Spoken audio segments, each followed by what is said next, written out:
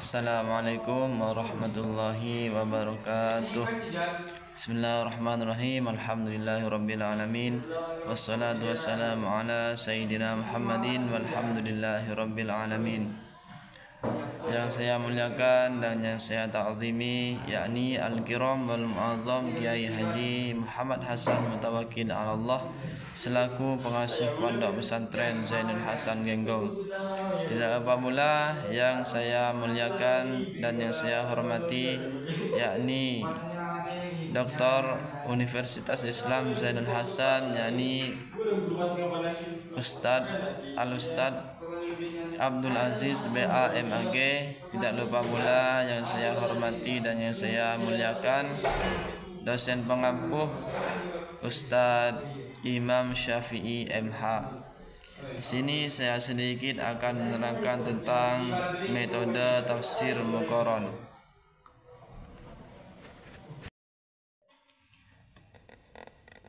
Metode Muqaran menurut Abdul Al-Hayy Al-Farmawi adalah penafsiran Al-Quran dengan cara menghimpun sejumlah ayat-ayat Al-Quran, kemudian mengkaji, meneliti dan membandingkan ayat-ayat tersebut.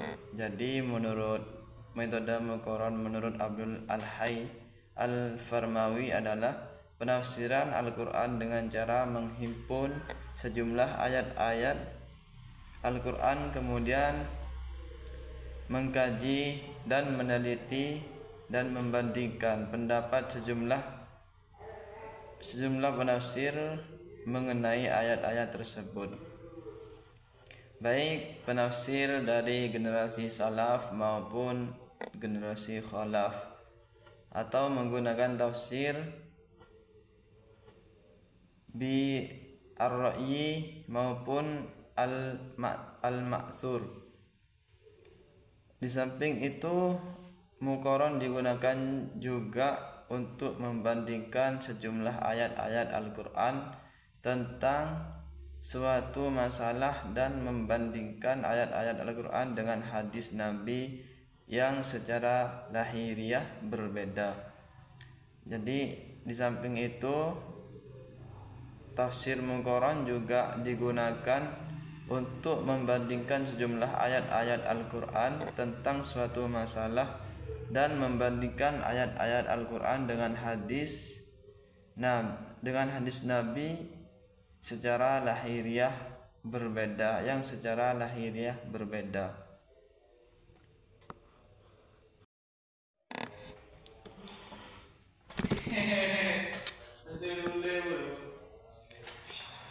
Tafsir Muqaran adalah metode penafsiran Al-Quran yang dilakukan dengan membandingkan ayat-ayat Al-Quran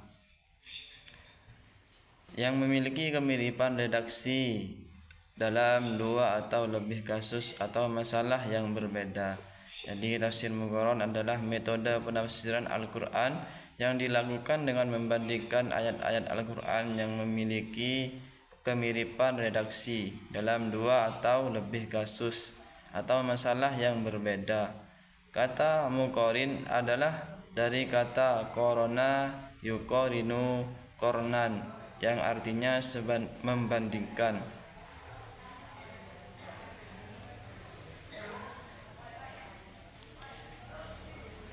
Selain tafsir Muqaran, ada beberapa metode penafsiran Al-Quran lainnya, yaitu metode ijmali.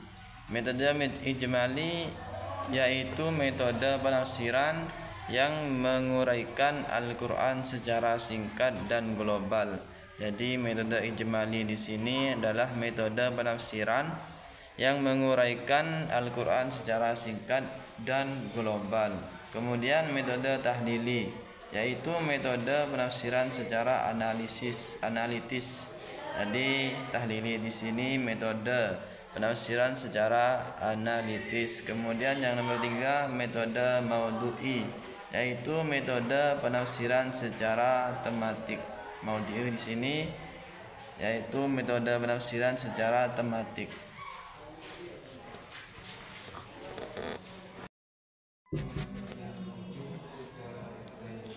Contoh tafsir Muqaran dalam Al-Quran adalah Perbandingan antara ayat 126 surat Ali Imran dengan ayat 10 surat Al-Anfal. Jadi perbandingannya di situ di surat Ali Imran ayat 126, di surat Al-Anfal ayat 10.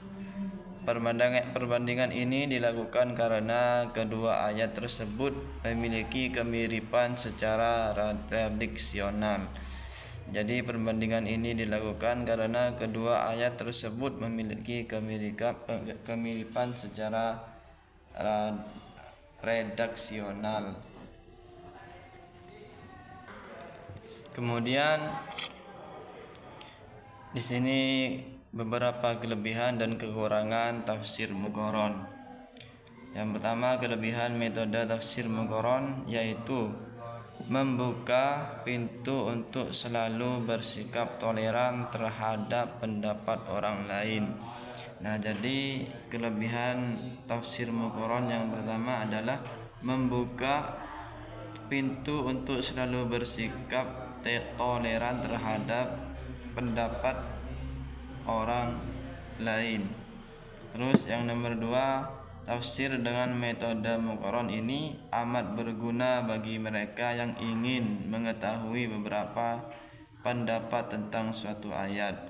Jadi metode muqaran di sini sangat berguna bagi mereka yang ingin mengetahui berbagai pendapat tentang suatu ayat.